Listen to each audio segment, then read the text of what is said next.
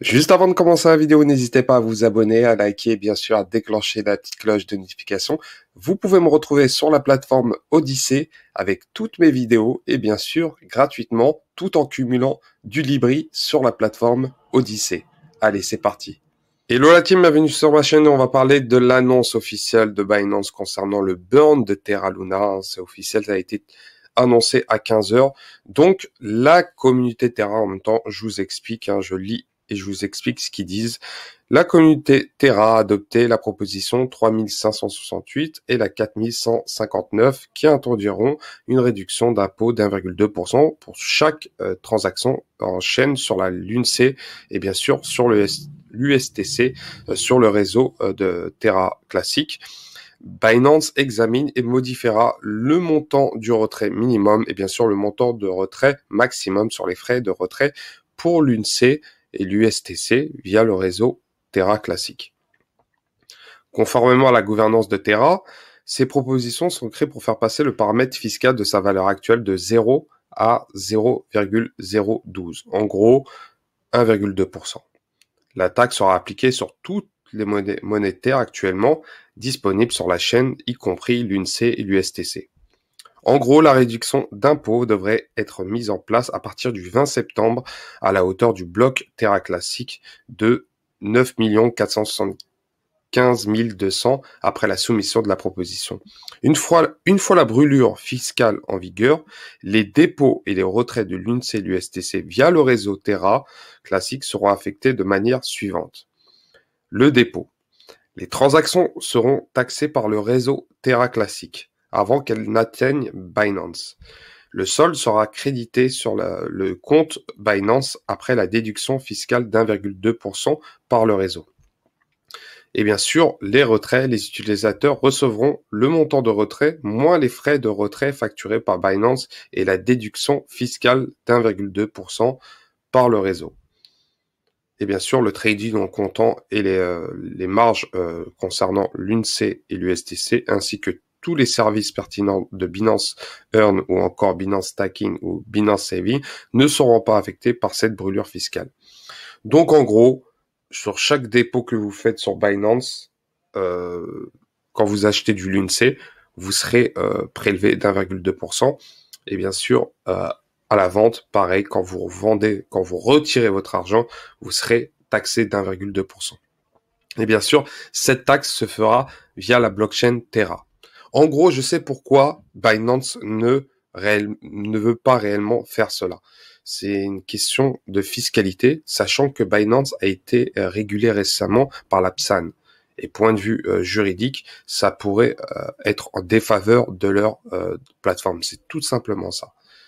On aurait le LUNC, on va dire le problème de Luna à l'heure actuelle aurait été il y a un an en arrière, le burn aurait été fait avant la régulation du PSAN.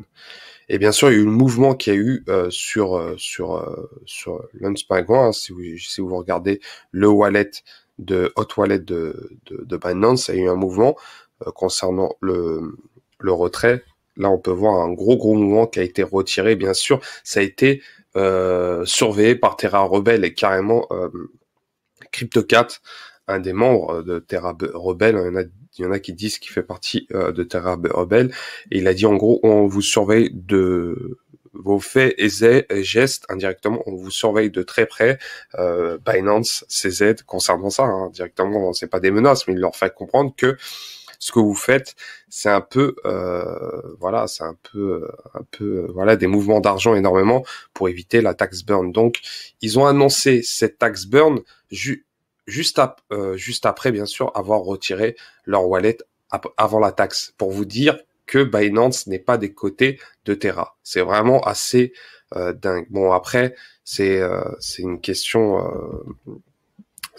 d'éthique concernant la régulation, bien sûr, via le PSAN. C'est pour ça que Binance ne veut pas réellement se charger des 1,2% officiellement, par rapport à la PSAN. Bien sûr, les régulateurs, ça ferait grincer des dents par rapport aux régulateurs. Donc malheureusement, concernant cela, ça aurait été bien plus vite. Mais ils sont là quand même, malgré tout, car les dépôts, il y aura des dépôts bien sûr du l'UNC, il y aura des retraits du l'UNC. Après, il faudra voir les volumes. En tout cas, c'est à partir du 20 septembre. Et bien sûr, ce qu'ils n'ont pas aimé Terra Rebelle concernant cela, c'est surtout l'émouvant des retraits. Là, on a l'adresse qu'il y a eu et concernant les UNC. Et bien sûr, c'est qu'ils n'ont pas aimé que ils ont retiré avant la taxe burn indirectement de 1,2%. Donc c'est un peu, ils l'ont mauvaise, c'est normal. Hein, la Terra Rebelle concernant ça, ils ont un peu mauvaise. Donc ça a été fait comme ça. En tout cas, l'annonce a été faite claire et nette. Est-ce que c'est un désavantage? Je pense pas, parce que ça burn quand même malgré tout.